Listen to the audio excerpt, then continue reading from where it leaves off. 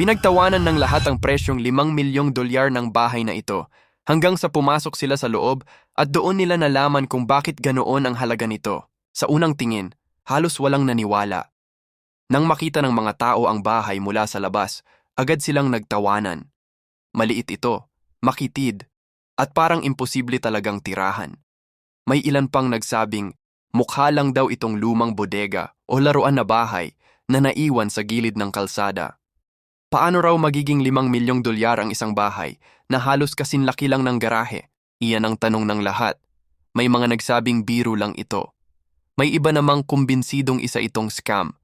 Mula sa gilid, mas lalo pang nakakatawa ang itsura nito. Halos dikit-dikit ang pader, parang isang manipis na kahon na itinayo ng walang plano. Walang naniwalang may makakatira roon, lalo na kung iisipin ang napakalaking presyo nito. Ngunit ang may-ari ng bahay ay kalmado lang. Hindi siya nakipagtalo, hindi siya nagpaliwanag. Sa halip, inimbitahan niya ang mga taong tumatawa at nagdududa na pumasok sa loob. At doon nagsimulang magbago ang lahat. Sa unang hakbang pa lang sa loob, natahimik ang lahat. Ang inaakalang maliit na bahay ay tila nagbukas ng ibang mundo. Ang loob nito ay maluwag, maliwanag at napaka-elegante. May malalawak na espasyo, mataas na kisame, at modernong disenyo na hindi mo aakalain base sa itsura sa labas. Habang patuloy silang naglilibot, mas lalo silang namangha. May mga lihim na bahagi ang bahay na hindi agad makikita. May mga dingding na gumagalaw, hagdang biglang lumilitaw, at mga silid na tila walang katapusan. Ang disenyo ay ginawa para lokohin ang mata ng tao mula sa labas, ngunit sa loob, isa itong obra maestra ng arkitektura.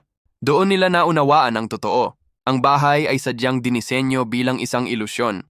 Maliit sa panlabas na anyo, ngunit napakalaki at sopistikado sa loob. Gumamit ito ng advanced engineering, custom-made na materyales, at napakamahal na teknolohiya para maisakatuparan ang ganitong klaseng disenyo. Isa-isang napahiya ang mga tumawa. Ang mga dating nagsabing sayang ang pera ay ngayon tahimik na lamang, namamangha at aminadong nagkamali.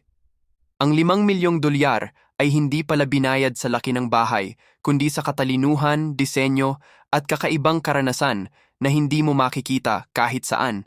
At doon nila nasabi, hindi lahat ng mahal ay mukhang mahal, hanggat hindi mo pa ito lubusang nakikita.